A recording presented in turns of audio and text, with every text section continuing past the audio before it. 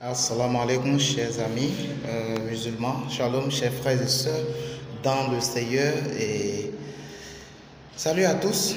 Nous sommes devant vous pour répondre à notre ami Faisal qui, par son arrogance, par sa haine pour la foi chrétienne et son ignorance, a étalé avec brio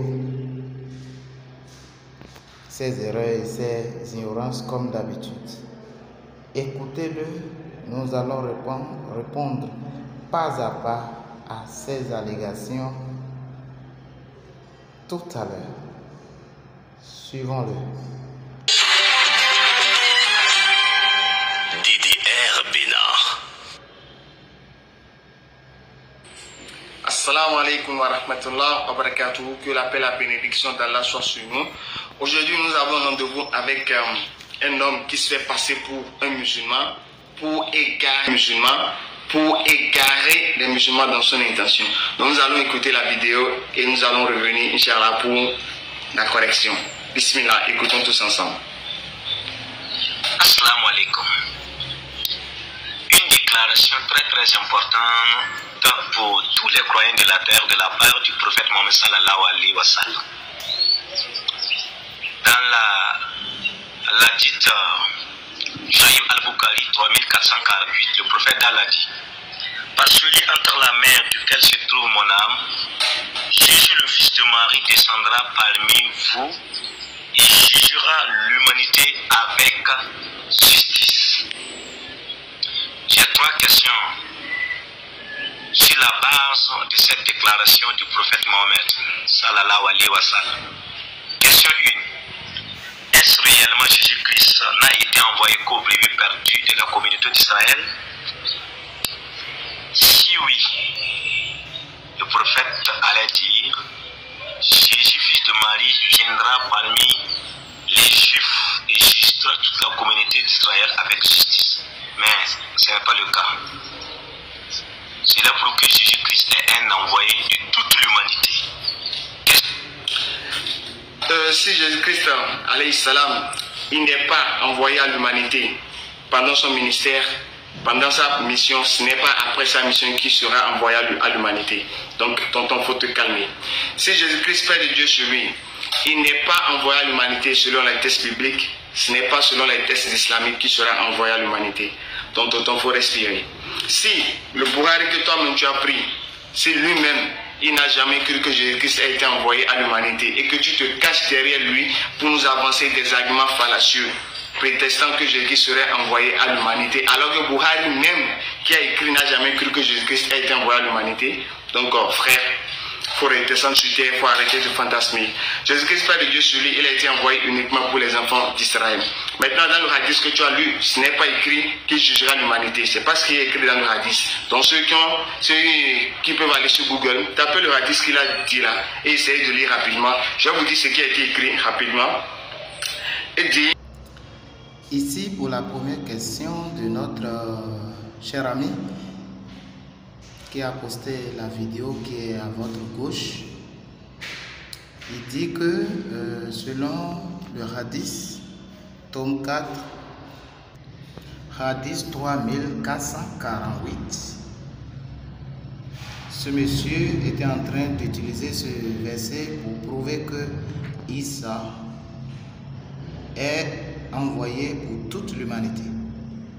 Bien, je vous informe, comme je l'ai dit dans la vidéo précédente, que Jésus-Christ de la Bible n'est pas Isa du Coran. Mais bien que c'est dans ça que nos amis musulmans croient, nous irons sur cette base et vous revenez. Notre ami Faisal, en voulant contredire ce monsieur, dit que Jésus n'a jamais été envoyé à l'humanité, ni pendant sa vie terrestre, ni pendant sa mort, c'est-à-dire ni pendant son ministère et ni après son ministère sur la terre. Alors nous allons rapidement aller sur la Bible, Isaïe 42, le verset 1 et le verset 6 à 7. Ici, il s'agit de prophéties concernant le Messie. Et ce Messie, c'est Jésus-Christ. Voici, nous lisons ensemble Isaïe 42, le verset 1. Voici mon serviteur que je tiens par la main, mon élu en qui mon âme se complaît. Sur lui, j'ai répandu mon esprit pour qu'il révèle aux nations ce qui est juste. Nous irons au verset 6 et 7. Moi, l'Éternel, je t'ai appelé pour la justice et je te prends par la main, je te protège et je t'établis pour la fédération des peuples et la lumière des nations. Le verset 7. Pour dessiller les yeux frappés de cécité, pour tirer le captif de la prison, du cachot, ceux qui vivent dans les ténèbres. Voilà. De son vivant, avant son arrivée, Dieu a déjà prédit l'arrivée de Messie, qu'il sera la lumière des nations. Et quand on dit des nations, c'est les pays non israélites, des pays non juifs. Donc, Jésus-Christ a été envoyé à toute l'humanité. Isaïe chapitre 49, le verset 6. Voilà le verset 6.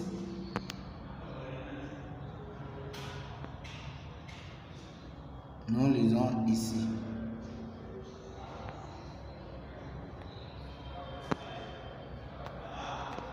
C'est ça ici. Ici. Faisal n'a aucune raison. Il ne peut même pas. Regardons-les ensemble. L'Éternel dit, c'est trop peu que tu sois mon serviteur pour relever les tribus de Jacob et rétablir les ruines d'Israël. Je veux faire de toi la lumière des nations, mon instrument de salut jusqu'aux confins de la terre. Alléluia. Ici, le Seigneur a envoyé Jésus-Christ à toute l'humanité. Je reprends, à toute l'humanité. C'est la prophétie qui a été donnée.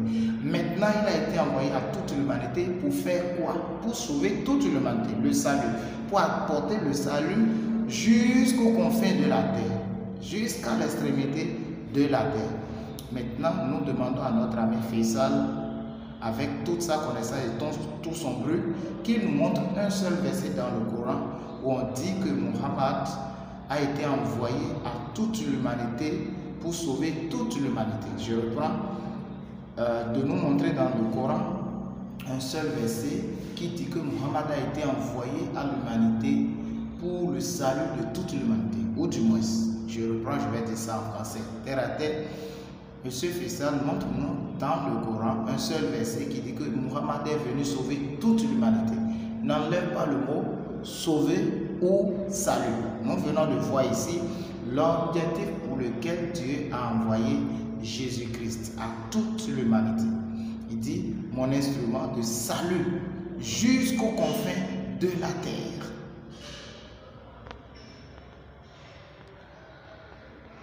Voilà ce que le Seigneur a dit concernant Jésus-Christ. Et c'est écrit dans le livre des prophètes avant l'arrivée de... Est-ce que lorsque Jésus-Christ est venu sur la terre, il a confirmé qu'il a été envoyé à toute l'humanité? Nous lisons ensemble. C'est Jésus-Christ qui parlait avec Nicodème. Il disait au verset 16, je suis dans Jean chapitre 3, le verset 16.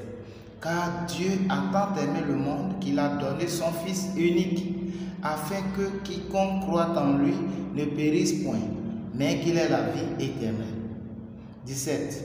Dieu en effet n'a pas envoyé son Fils dans le monde pour qu'il juge le monde, mais pour que le monde soit sauvé par lui. Voilà.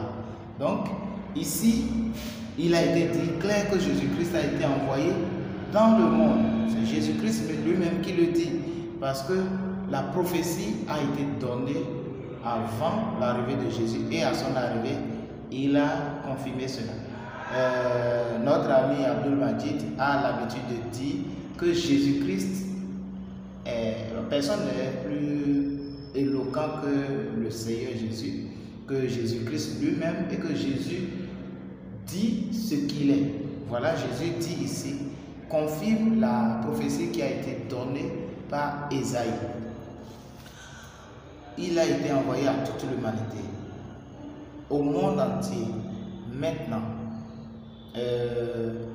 Oui, Abdul Majid va dire non, le monde entier c'est le monde des Juifs. C'est triste, c'est triste. Nous ne voulons pas aller dans ce détail, ces détails, parce que il y aura des opportunités, des occasions où on va faire des débats. Nous allons vous éclairer par rapport à ça. Mais ici, le mot monde désigne toute l'humanité, comme cela a été décrit dans Ésaïe 42, le verset 1, 6 à 7, et dans Ésaïe chapitre 49, le verset 6. C'est pas tout. Notre Seigneur Jésus-Christ dit encore dans Jean chapitre 12, le verset 47, écoutez. Le verset 47, c'est ça ici. Voilà, tout le monde voit avec moi. C'est ça ici. Le verset 47. On peut lire avec moi. Si quelqu'un entend mes paroles et ne les garde point, ce n'est pas moi qui le juge, car je suis venu non pour juger le monde, mais pour sauver le monde. C'est Jésus-Christ lui-même qui le dit clairement. Mais pour sauver le monde. Jésus-Christ a dit qu'il est venu sauver le monde, toute l'humanité, tous les hommes. Voilà. Lorsque Faisal dit qu'il n'a pas été envoyé pour sauver toute l'humanité, il se trompe lui-même, parce que la chose est claire et nette ici et dans tous les versets que je vais vous envoyer. Maintenant, quel est le plan? Comment Dieu a planifié le salut de toute l'humanité? Comme pour remplir toute la terre, Dieu, parce que Dieu, notre Dieu, c'est un Dieu qui est ordonné et coordonne tous ses mouvements et tout son travail.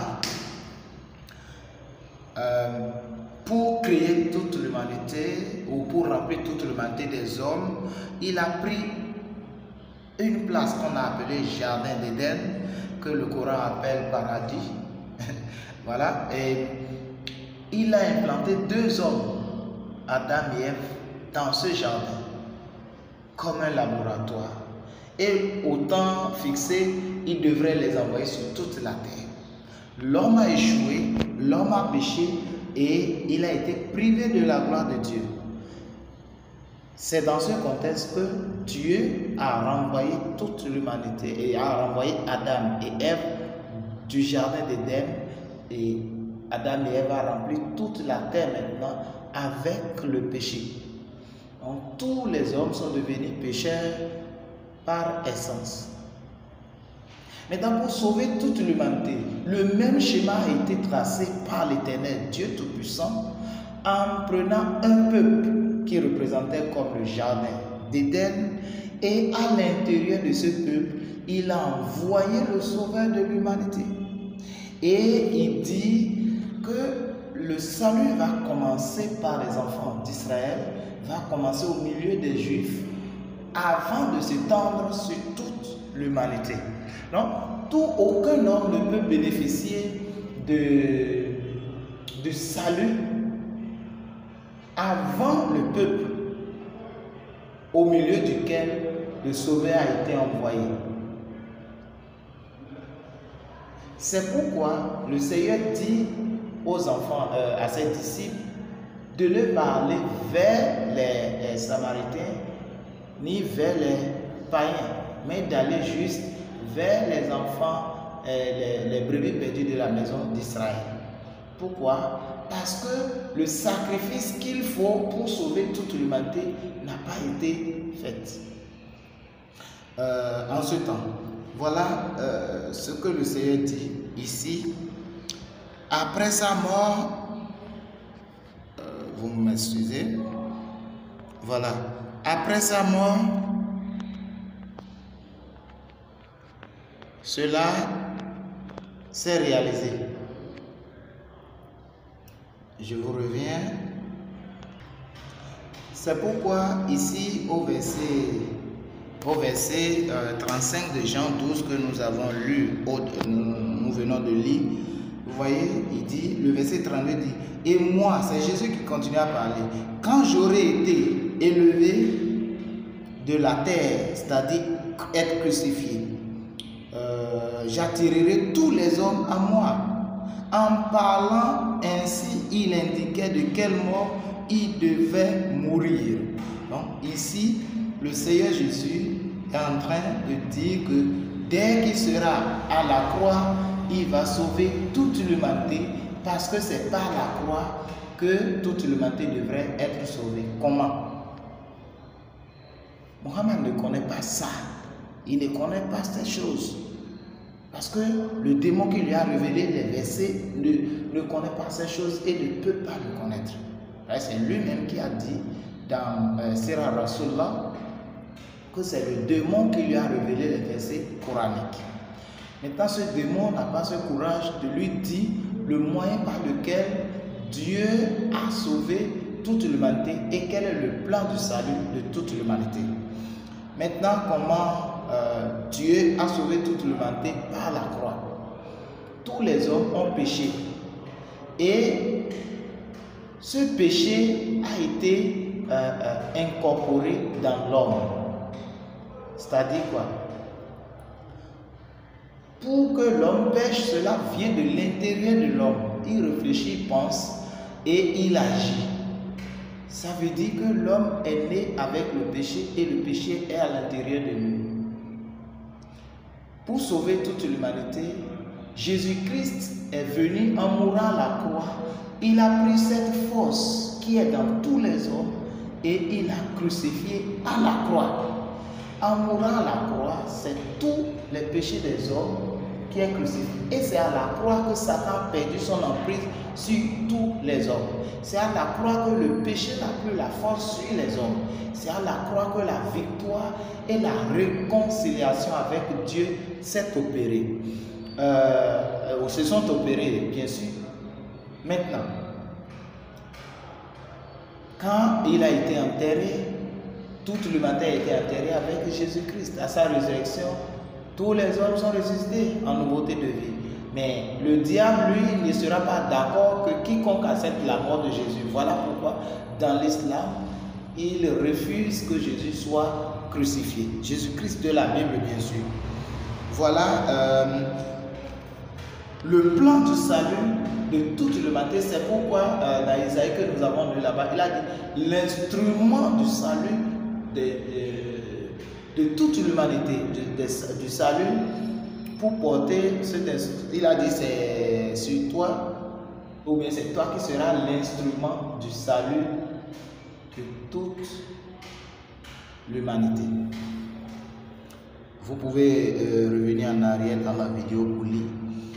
Voilà, Jésus-Christ a été envoyé à toute l'humanité et pour sauver toute l'humanité. Sa mission est claire et nette et le lieu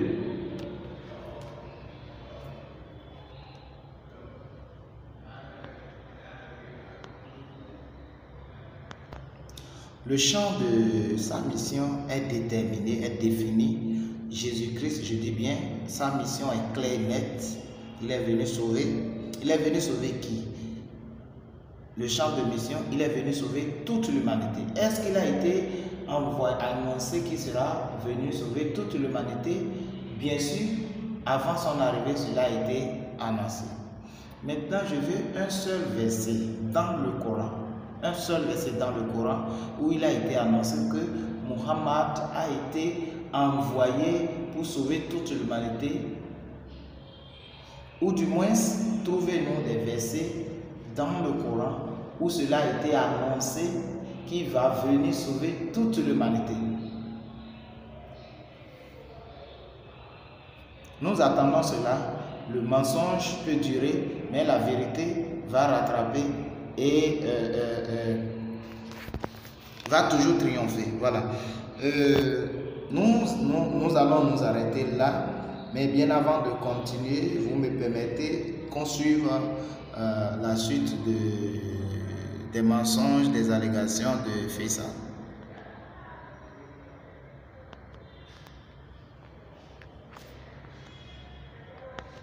Et essayez de lire rapidement. Je vais vous dire ce qui a été écrit rapidement.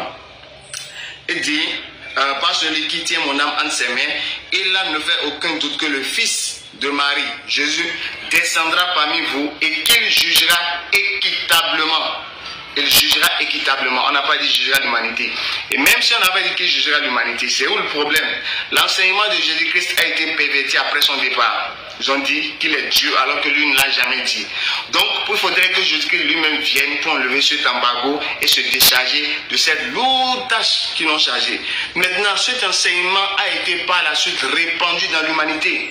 Des quatre coins du monde entier, il y a des chrétiens, des gens qui croient que Jésus-Christ est Dieu. Donc, cette fausse doctrine a été répandue dans le monde. Donc, par conséquent, il faudrait que Jésus-Christ, lorsqu'il va arriver, il va maintenant trancher dans l'humanité là. Parce que cette croyance a été répandue dans l'humanité. Donc, par conséquent, il faudrait qu'il vienne juger cette humanité-là, dans le sens pour dire quoi?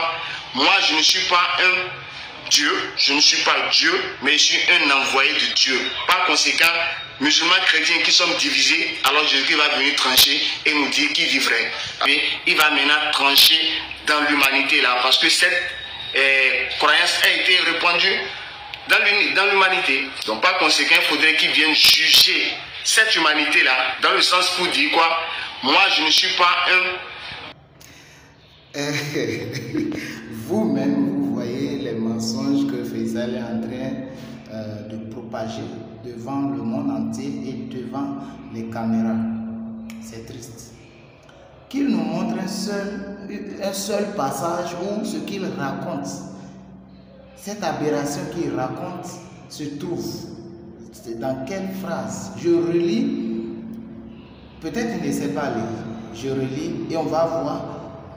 Au départ, il dit non, qu'il n'est pas venu juger toute l'humanité. Il s'est rattrapé, il dit même s'il était venu juger toute l'humanité, voici dans quelles conditions il est venu juger. Alors je lis.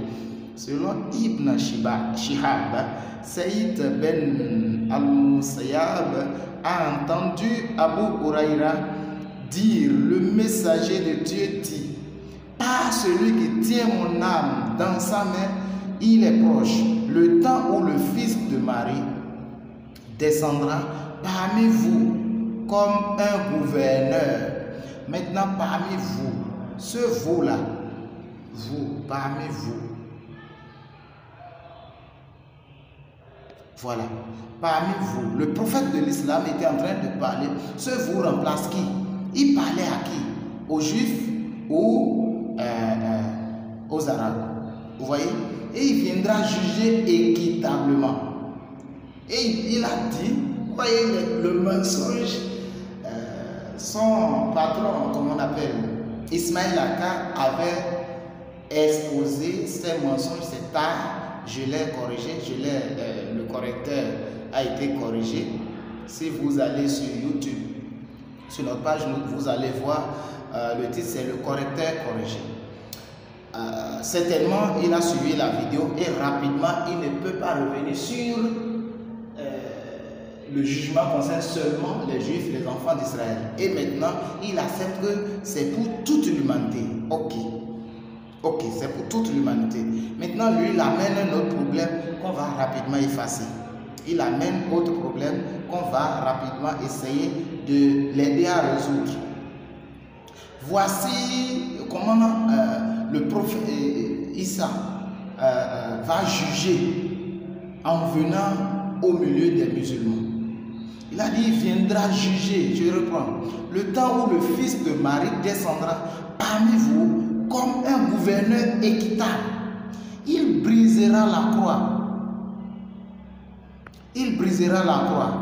Il abattra les porcs. Voilà. N'acceptera plus le paiement du tribut. Voilà. Il brisera la croix, il abattra les porcs et n'acceptera plus le paiement. Monsieur Faisal montre où il a dit, je vais venir juger l'humanité et il va venir dire au fait qu'il n'est pas Dieu, qu'ils ont perverti son message et qu'il n'est pas Dieu. Maintenant, il viendra dire que c'est les musulmans qui ont raison. Et montre-moi ce verset, ce passage dans ce verset. Pourquoi mentir? Pourquoi mentir? Si vous n'avez rien à dire, mieux vaut se taire. C'est plus honnête, c'est mieux. Ce monsieur, je ne sais pas si c'est un musulman converti à Christ ou en voie d'être converti, je ne le connais pas son nom. Le monsieur a vu clair et il a dit les choses telles que les choses sont selon la croyance de l'islam. Mais si vous n'avez pas quelque chose pour lui reprocher, pourquoi mentir si tant? Mieux vaut se taire. Il leur donne de faire à retordre.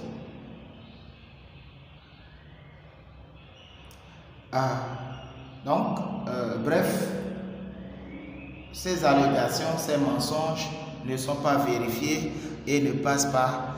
Voilà le scanner qui vient de parler.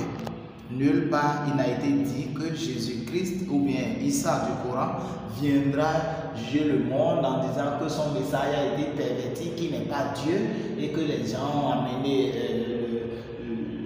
la conception ou le concept de la divinité de Jésus et que c'est les musulmans qui ont raison. Nulle part cela n'a été dit à ce niveau.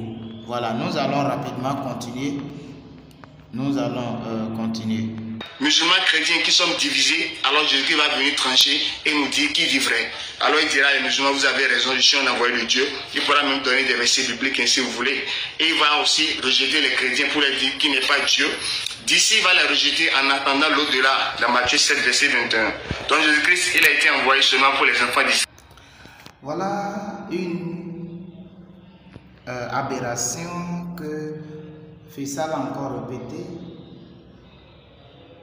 Comme Abdul Majid, la DDR, BAM et tous les musulmans n'ont autre chose à dire que de répéter ces aberrations comme des perroquets. Voilà. Il a encore évoqué ce problème ce soir. Je lis avec vous dans Matthieu chapitre 7, le verset 21. C'est ce verset seul, ils prennent pour dire que Jésus sera, les chrétiens seront rejetés par Jésus-Christ. Écoutez ce que le verset dit. Pour entrer dans le royaume des cieux, il ne suffit pas de me dire Seigneur, Seigneur. Ce passage, avant de continuer, dit que la première condition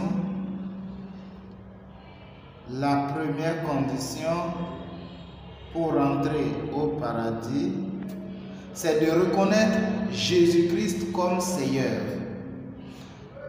La première condition, je répète, c'est de reconnaître Jésus-Christ comme Seigneur.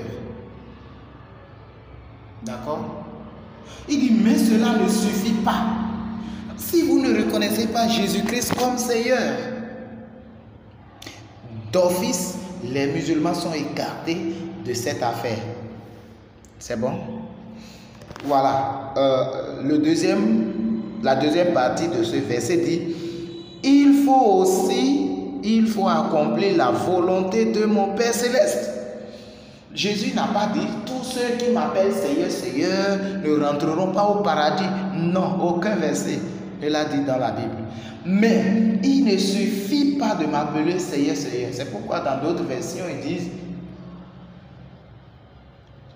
tous ceux, je vais lire pour vous. Je lis. Plus second, Matthieu 7, verset 21. Ceux qui me disent Seigneur, Seigneur, n'entreront pas tous. Ceux qui me disent Seigneur, Seigneur,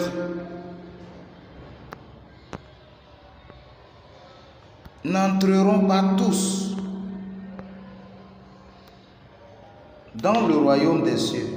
Mais celui-là, seul, qui fait la volonté de mon Père qui est dans les cieux, voilà, c'est celui-là qui rentrera au paradis, selon ce que le Seigneur dit dans ce verset.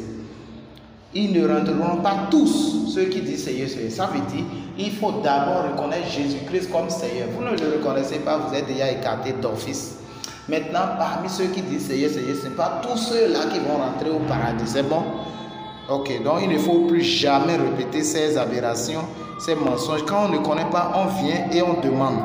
Nous sommes là. Mohammed vous a demandé de venir pour que nous puissions vous enseigner. Mais l'orgueil vous empêche de venir et vous préférez chercher de l'argent, des moyens sur les réseaux sociaux au détriment du salut de votre âme. Venez avant que cela ne soit trop tard. Nous sommes là pour faire école, c'est gratuit. Deuxième question. Question numéro 2. Si cela serait vrai, et comme le prophète Mohammed n'a aucune part dans l'ordre divin, c'est là la sourate 3, le verset 128, lui-même de sa propre bouche nous a dit dans la sourate 46, le verset 9, qu'il lui ne sait pas ce que l'on ferait de lui, ni de ce que l'on ferait de ceux qui le suivent. S'il arrivait qu'il serait condamné, serait coupable, quel serait le sort maintenant de tous ceux qui le suivent? Dans tes rêves les plus fous, Muhammad sallallahu alayhi wa sallam condamné dans tes rêves les plus fous. Le vrai Muhammad sallallahu alayhi wa sallam dans la sourate 46 verset 9, quand il parle, quand il dit, c'est Allah qui lui dit de dire, je ne sais pas ce que l'on fera de moi. Il s'agit de son sort sur terre. Quel est le complot que les mécréants complotaient contre lui? Il ne sait pas. Quand par exemple je prends Joseph, ses frères complotaient de le faire tomber dans le puits. Est-ce que Joseph savait? Est-ce qu'il savait son sort que les frères lui complotaient? Il ne savait pas. Donc ça veut dire qu'il est un faux prophète, c'est ça? Ou bien il ne sait pas s'il ira au paradis? Vous voyez ce que mon ami dit? Le verset est clair, le monsieur a posé une très belle question, mais il tourne. Il amène la question de Joseph. Monsieur Fissa, il faut te calmer, calme-toi. On dirait que ce monsieur est en train de l'injecter de sérum ou de vaccin, je ne sais pas. Il est trop agité, il est trop énervé, énervant. Il est mal à l'aise. Ce monsieur a mis toute l'équipe de la DDR, bam, il les a mis dans un grand problème. Ils vont au laboratoire, ils reviennent avec des brouillons qui n'ont pas de sens. Voilà. Faisal vient de dire non, que c'est dans ses rêves fous que le prophète de l'islam ne va pas rentrer au paradis. Il prend l'exemple de Joseph. Non, c'est des choses incomparables. Nous allons lire ensemble. Voilà, sourate chapitre 46, le verset 9, nous lisons ensemble. Je ne suis pas une innovation parmi les messagers et je ne sais pas ce que l'on fera de moi ni de vous. Je ne fais que suivre ce qui m'est révélé et je ne suis qu'un avertisseur clair.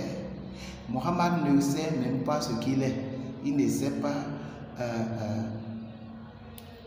il ne connaît rien selon ce qu'il dit. Il dit je ne fais que suivre. Lui suit seulement. Même si on dit de mettre les doigts dans le feu, il va le mettre. Si on dit de manger caca, il va le manger. Il dit, je ne sais pas ce que l'on fera de moi. Il ne sait pas ce qu'on va faire de lui. Dans un verset, il dit qu'il les connaît. Il ne sait même pas, on lui a révélé qu'il est. Dans un autre verset, il dit, ni de vous. Je ne fais que suivre ce qui m'est révélé. C'est clair. Donc lui, il est ignorant de ce que Allah va lui faire. Ou bien, vous voulez contester qu'il s'agit d'Allah? L'on fera. Est-ce que mon ami Faisal est en train de dire qu'est-ce que les frères de Joseph vont lui faire? Ici, ce n'est pas affaire de frères de Joseph. Ici, ce n'est pas affaire de ceux avec qui il parle. Ce n'est pas les hommes qui vont faire quelque chose au prophète de l'islam, Mohammed, non. Mais Allah, nous allons lire Tafsir de Ibn Kathir pour que vous compreniez. Ici, nous sommes avec le commentateur des versets coraniques qu'on appelle Ibn Kathir, avec son fameux Tafsir de Ibn Kathir.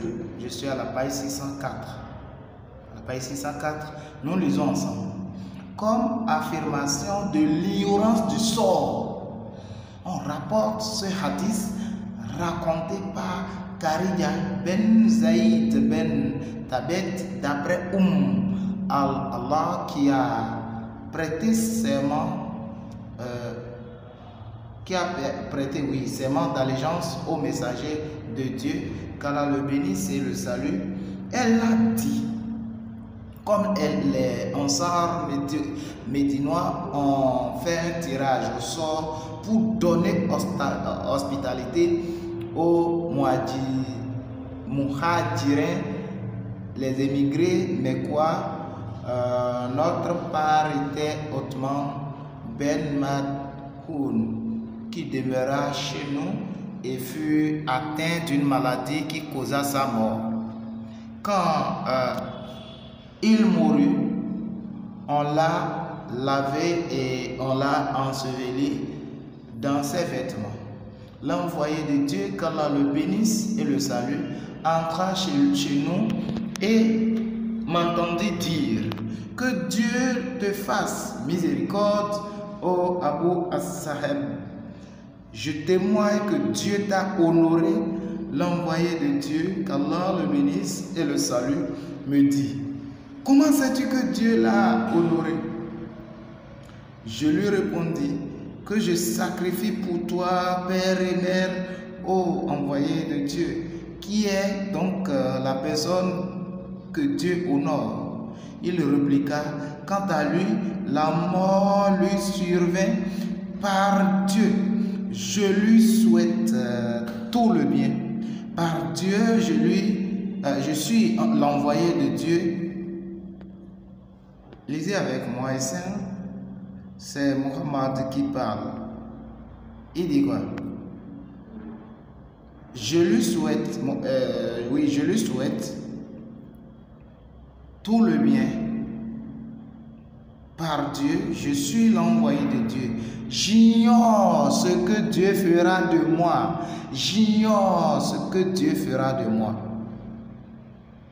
J'ignore ce que Dieu fera de moi. C'est le prophète de l'islam lui-même qui ouvre sa bouche et dit à ses compagnons, mon ami Faisal, il faut faire de recherche. Chers amis musulmans, vous avez la chance de quitter l'islam et donner votre vie à Jésus avant votre mort. C'est très simple. Parce que seul Jésus-Christ, qui n'est pas Issa qu'on vous présente, je vous ai dit de toujours vous abonner à notre page Al-Hayatul Labadiato, parce que nous allons vous présenter d'ici là qui est Jésus-Christ de la Bible et qui est Issa du Coran. Voilà. Il dit j'ignore, le prophète de l'islam dit j'ignore ce que Dieu fera de moi. Cela lui tient trop à cœur et qu'il a dit ça. Il a dit cela aux mécréants dans le Coran. Il vient répéter la même chose à ses compagnons. Je rétorquai, par Dieu, dorénavant, je ne déclarerai plus quiconque pur au regard de Dieu. Je dormis et je vis hautement.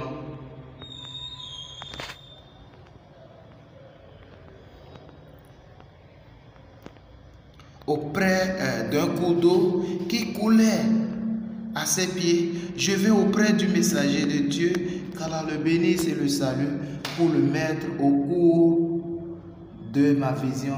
Il me répondit, tel est le prix de ses œuvres, rapporté par Bukhari. Monsieur Faisal, voilà la confirmation de ce que le prophète de l'islam ne connaît pas son sort après sa mort. C'est clair et net. Et tous les musulmans qui le suivent vont directement là où il est parti.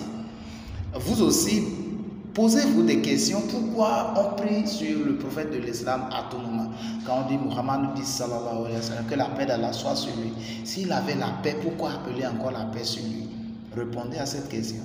Et chaque fois on prie sur les morts. Est-ce que cela vous dit quelque chose? Si la personne est déjà au paradis, si la personne a déjà le repos, que vous pensez que cela, que vous pensez dans votre imagination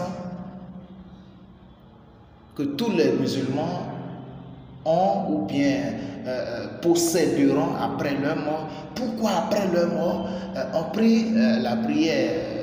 Le jour où il est mort, on prie sur lui.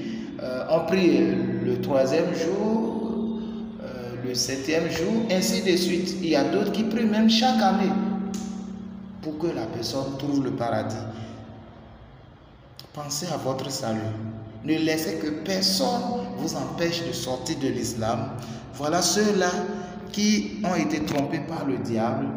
Je parle de Faisal et la dédière pour drainer les hommes dans le feu. Je continue avec mes réfutations, mais bien avant, nous allons écouter les aberrations de notre ami Faisal. Donc, vous ne s'agit pas des musulmans. D'accord? Maintenant, pour te montrer quel est le sort de Muhammad sallallahu alayhi wa sallam et des musulmans qui le suivent, tu aurais pu juste descendre au verset 13. Tu t'es arrêté au verset 9, 46, 9, mais descends au verset 13. Qu'est-ce qu'elle a dit? Ceux qui disent notre Seigneur est Allah et qui ensuite se tiennent sur le droit chemin, vous ne devez avoir aucune crainte. Ceux-là sont les gens du paradis où ils demeureront éternellement. Donc notre sort est connu. Nous sommes les gens du paradis, Inch'Allah. Tonton Faisal, il faudrait que tu te réjouisses doucement. Prends patience parce que je crois que tu es en train de t'exhiber pour de faux. Nulle part le salut d'aucun musulman n'est garanti. C'est des mensonges qu'il profère pour garder les gens dans le faux. Voici, nous allons déchiqueter, nous allons amener les versets qu'il amène pour se donner du courage et donner du courage à ceux qui ne voient pas, qui n'étudient pas, qui ne recherchent pas et qui n'explosent pas les versets pour être éclairés. Voici, nous allons lire, déchiffrer, déchiqueter et examiner de quoi il s'agit dans ce passage. Nous lisons Sourate chapitre 46 que nous venons de lire. Nous descendons au verset 13. Ceux qui disent notre Seigneur est Allah et je vous en prie de noter bien ce mot et. En français, ce mot s'appelle la conjonction de coordination. Ceux qui disent notre Seigneur est Allah et qui ensuite se tiennent sur le droit chemin, point. Qui ne doivent avoir aucune crainte et ne seront point affligés. Voilà. Maintenant on dit, il faut que la personne sache que Allah est le Seigneur. Ça fait un. Et qu'ensuite, la personne se tienne sur le droit chemin. Se tenir sur le droit chemin, ça veut dire quoi? Ça veut dire quoi? Ça veut dire quoi? Ils vont me dire, il faut prier 5 fois par jour, aller au pèlerinage, faire tout ça. Ok, allons-y. Rapidement, nous allons voir Sourate 66, le verset 8, qui se tient sur le droit chemin, n'est-ce pas? Et droit chemin, c'est-à-dire d'être pratiquant de l'islam. En bref, lisons ensemble. Oh, vous qui avez cru, repentez-vous à Allah d'un repentir sincère. Et il se peut que,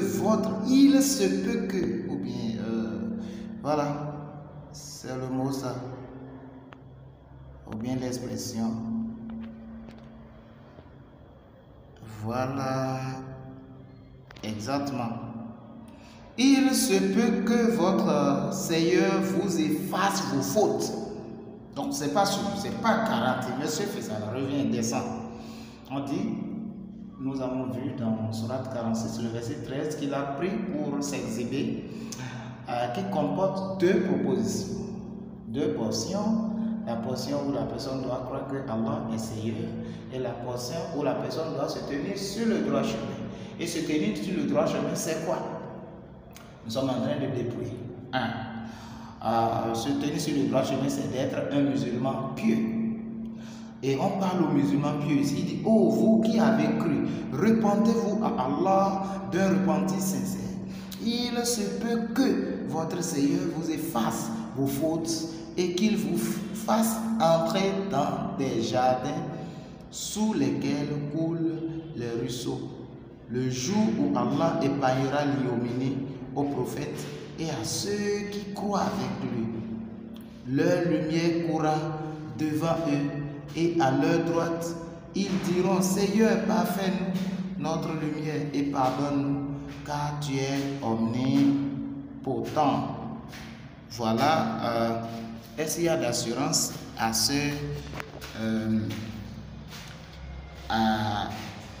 cela, vu les expressions, les mots utilisés dans ce passage? Est-ce qu'il y a le salut? Est-ce que c'est garanti? Il dit, il se peut que ceux qui se tiennent sur le droit chemin dont on a parlé, qu'Allah efface leur péché, qu'il leur fasse entrer au paradis.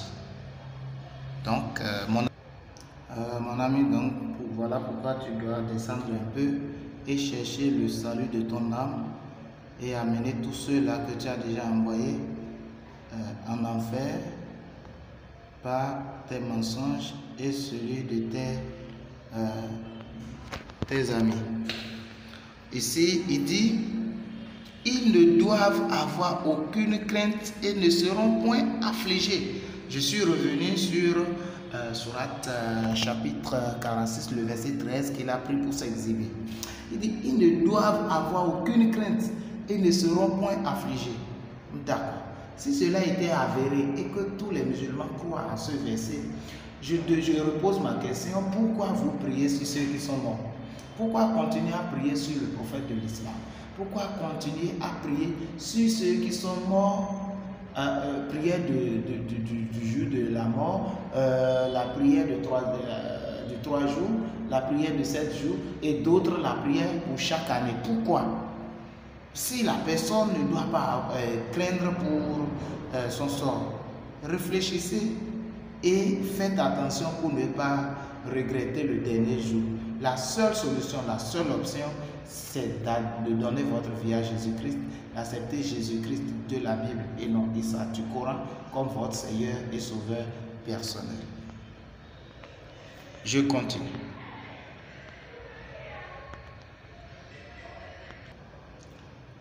Voici encore un autre verset que nos amis prennent et s'exhibent, pensant que ces versets leur donnent l'assurance, la garantie pour entrer au paradis.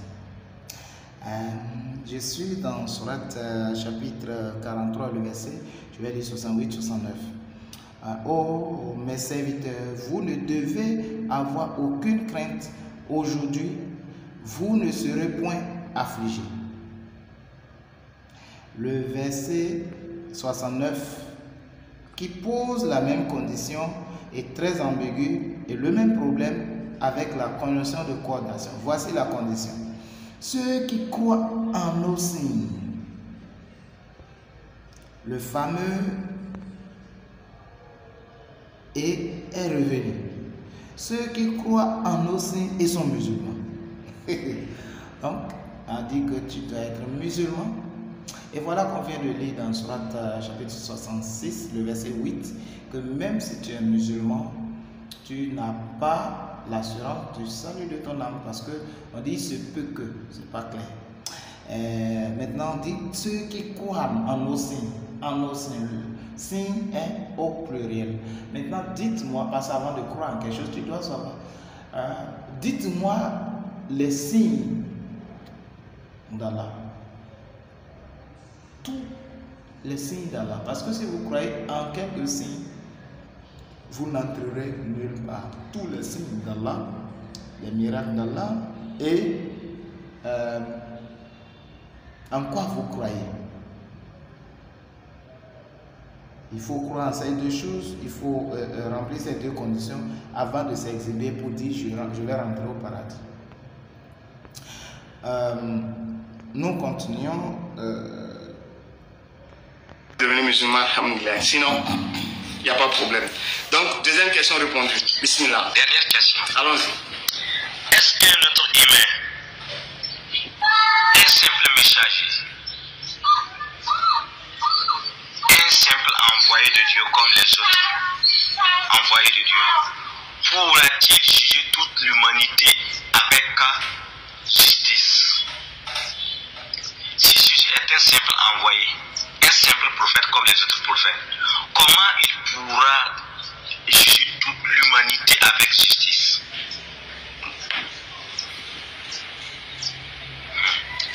Ok. À bon entendeur, salut. Vous connaîtrez la vérité et la vérité vous affranchira. Mon frère, on ne connaîtra rien du tout. Nous, on a déjà la vérité. C'est nous qui allons vous enseigner la vérité, Inch'Allah. On ne connaîtra rien du tout. Donc, il faut arrêter de... Les hommes du paradis, ils sont des hommes du paradis et ils vont passer par l'enfer. C'est aberrant. Les hommes du paradis, mais ils vont passer par l'enfer pour entrer au paradis. Selon Surat chapitre 19, le verset 71 à 72, on dit tous les musulmans vont passer par l'enfer. Ils vont rentrer dans l'enfer et c'est au jour de la résurrection qu'ils seront emportés au paradis. Voilà la troisième préoccupation ici, à laquelle notre ami Faisal a agité. Regardez sa réaction, c'est ça qui me fait rire, quoi. Il dit qu'ils ne veulent pas connaître la vérité parce qu'ils connaissent déjà la vérité. C'est eux qui vont apporter la vérité. Écoutez-le et vous allez voir là où il ira tomber. Nous allons l'aider à le soulever. C'est pour ça que nous sommes là. Écoutez-le. Il va confirmer par sa propre bouche tout à l'heure que Jésus-Christ est et que Issa dont il est en train de défendre, si tant qu'il est en train de rabrouer, est Dieu. Regardez, suivez-le, faites beaucoup attention, et écoutez-le. La vérité, c'est vous qui n'avez pas encore la vérité, d'accord? Voilà, Jésus-Christ, vous dites, est-ce qu'un simple messager, un simple prophète, comment pourrait-il juger l'humanité avec justice? L'humanité est petite. Même si on disait qu'il allait juger l'univers, il reste un simple messager, un simple prophète. Ça ne fait pas de lui une divinité. L'humanité est petite. Même si on disait qu'il allait juger l'univers, il reste un simple messager, un simple prophète. Ça ne fait pas de lui une divinité. Moïse, il a divisé la mer. Comment est-ce qu'un simple messager peut-il diviser la mer? Est-ce que vous suivez mon ami? On parle de Jésus-Christ qui doit juger toute l'humanité avec justice. Et heureusement, il n'a pas contesté cela. Maintenant, il dit même s'il va juger tout l'univers, cela ne lui donne pas le titre de divinité. Et cela il n'est qu'un simple prophète. Il reste un simple prophète. Voilà là où il ira trébucher pour tomber. Tout à l'heure, il va tomber. Il vient de trébucher. Il dit, Moïse a divisé la mer en deux. Est-ce que diviser la mer en deux et juger l'humanité, c'est la même chose? Mon ami, il faut te réveiller. On dit, la personne va juger toute l'humanité avec justice. Et toi, tu reviens pour nous parler de Moïse qui divise la mer en deux et que cela ne veut pas de lui un Dieu. Je ne sais pas si en parlant, vous réfléchissez un peu ou je ne sais pas. Quand je suis ça, franchement, honnêtement, quand je suis ça seul, ça me fait rire. Que ce soit les émissions de Faisal ou bien de Ismaël Aka ou Oustaz Diané, c'est des choses qui me font rire. Franchement, je vous dis la vérité. Parce que c'est trop enfantin les arguments avec du bruit, du tapage, comme s'ils disent quelque chose de sérieux. On parle de jugement, lui il tape sur la mer divisée en deux par Moïse. On le suit. La mer. Comment un simple homme peut diviser la mer? Alors ça fait de Moïse peut-être une divinité ou bien comment? Donc Jésus-Christ, s'il a pu, même s'il a jugé le monde, bien l'humanité et tout ça, il y a des saints prophètes. Pourquoi il ne pourra pas? Dieu l'éternel, Dieu Jésus-Christ lui-même, qu'est-ce qu'il dit dans Matthieu 11, verset 27? Ok, en parlant de jugement, comme tu ne connais pas, nous allons t'apprendre que c'est seulement Dieu, c'est Dieu seul qui peut juger. Dieu seul, monsieur Faisal, descend, reviens à terre. C'est Dieu seul, selon, je ne vais même pas toucher à la Bible. Nous allons prendre le Coran, nous allons lire les passages et tu verras que c'est ton Allah, selon votre croyance, seul qui peut juger et non un homme. C'est triste que vous n'arrivez pas à voir et à croire. Si vous vous rappelez, lors de la première question, il a eu à dire que quand Jésus va revenir, il va juger toute l'humanité parlant de ce jugement, donc la forme du jugement dont notre ami Faisal a annoncé, a étalé, a exposé que Jésus va venir dire que non, Jésus-Christ n'est pas Dieu, ceux-là disent qu'il est Dieu, et les chrétiens et les juifs s'opposent sur cette question que Issa viendra juger. Voici ce jugement-là, qui le fait? Est-ce que c'est Issa ou bien c'est Dieu? Ce qui va confirmer qu'en parlant de Issa qui va venir faire ce genre de jugement est Allah. Et les juifs disent, les chrétiens ne tiennent sur rien. Et les chrétiens disent, les juifs ne tiennent sur rien. Je suis dans Surat chapitre 2, Al-Baqarah.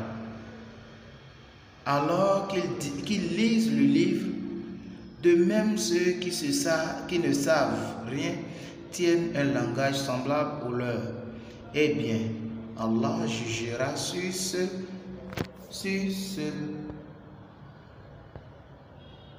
Je reprends. Allah jugera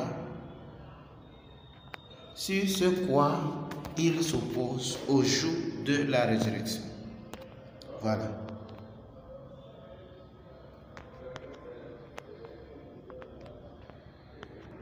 Surat 22, le verset 69, Al-Hajj. Allah jugera entre vous au jour de la résurrection ce en quoi vous divergez. Voilà ce qui est clair. Maintenant, je suis dans Al-Imran, Surat chapitre 3, le verset 55. Nous lisons. Qui va juger? Rappelle-toi.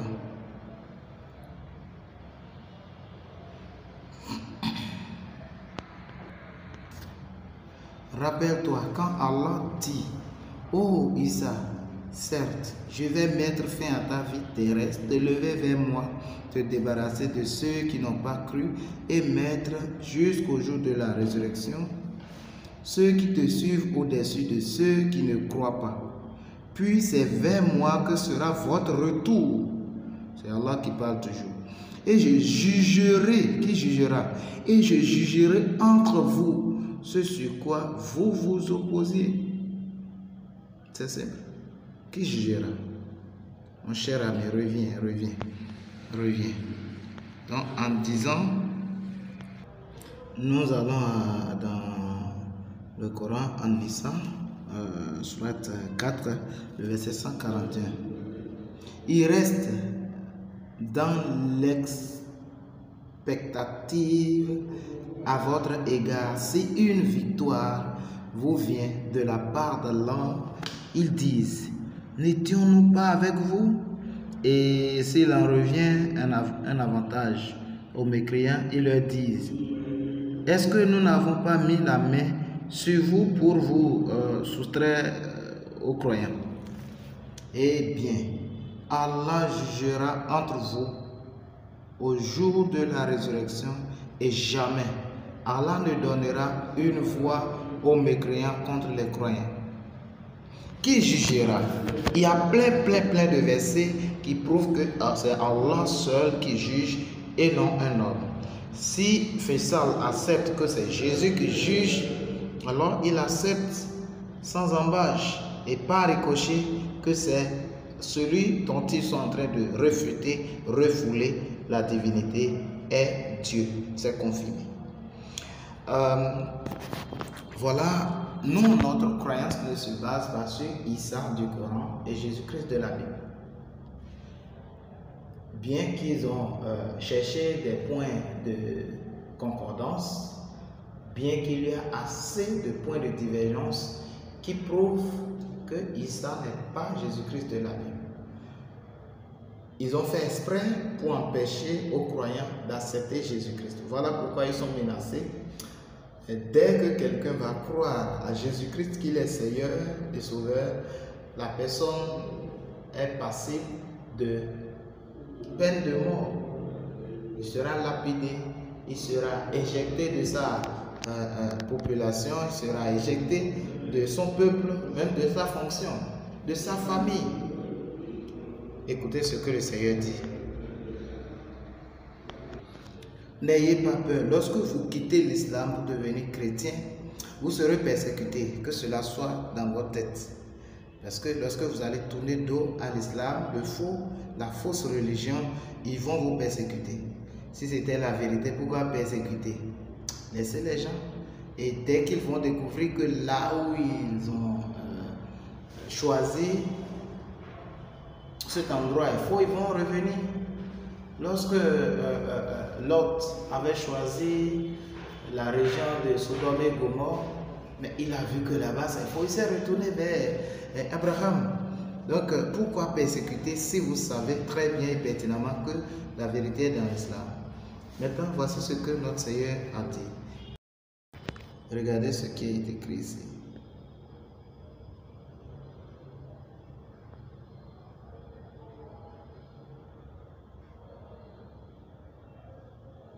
Ne les craignez point, ne les craignez donc point, car il n'y a rien de caché qui ne doive être découvert, ni de secrets qui ne doivent être connus.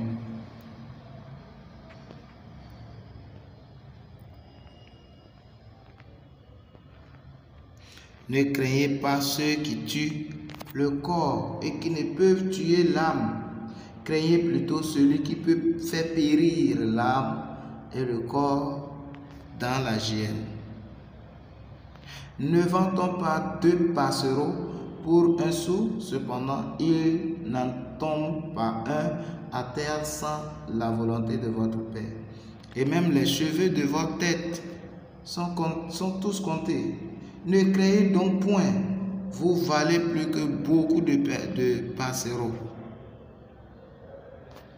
Et dit le verset 32, Jésus dit, c'est pourquoi quiconque me confessera devant les hommes, je le confesserai devant mon Père qui est dans les cieux.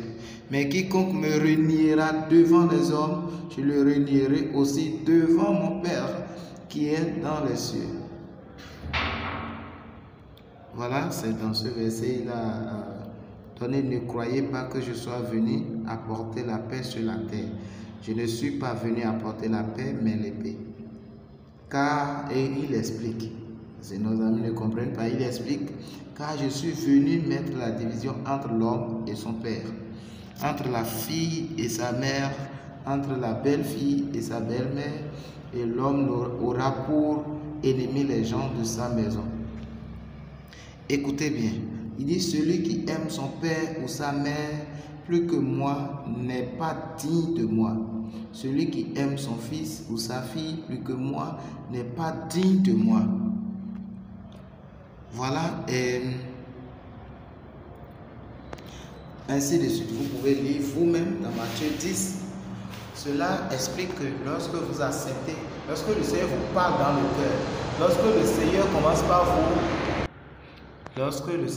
par vous appeler et votre cœur commence par sentir l'appel de votre Créateur et que Jésus-Christ est l'auteur du salut, ne mettez pas cela pour demain, car demain peut être trop tard. Et sachez, mettez dans votre tête que lorsque vous allez accepter Jésus, vous serez persécuté. Et Jésus, conscient de cela, nous a déjà avertis. Et il dit, maintenant, vers la fin, malheur.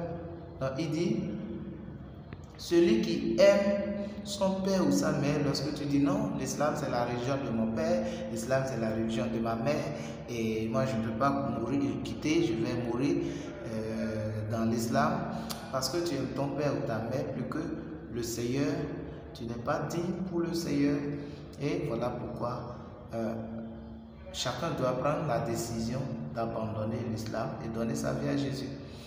Et que cela ne vous fasse pas peur, parce que chaque fois que quelqu'un donne sa vie à Jésus, il devient ennemi des gens de sa maison. Il devient ennemi. Et Jésus était en train de dire de ne pas regarder cela. Ce n'est pas parce qu'il est le prince de la paix qui va permettre que vous continuez à être dans l'islam, bien que cela va vous emporter en enfer. Si votre conversion va causer problème de division dans la famille, il est en train de dire par ces versets, mieux vaut accepter cette division de rentrer au paradis que d'accepter l'harmonie et aller en enfer. Que le Seigneur vous bénisse et par là, dans le cœur de chacun, je vous invite à lire Jean chapitre 8, le verset 12. Il a dit, je suis la lumière du monde, celui qui me suit ne marchera pas dans les ténèbres, mais il aura la lumière de la vie. Or, dans Surat chapitre 33, le verset 43 dit que tous les musulmans sont dans les ténèbres. Tous les musulmans sont dans les ténèbres. Et que Dieu vous rencontre et qu'il ouvre vos yeux, qui vous aide à l'accepter et avoir la vie éternelle. Shalom, à la prochaine.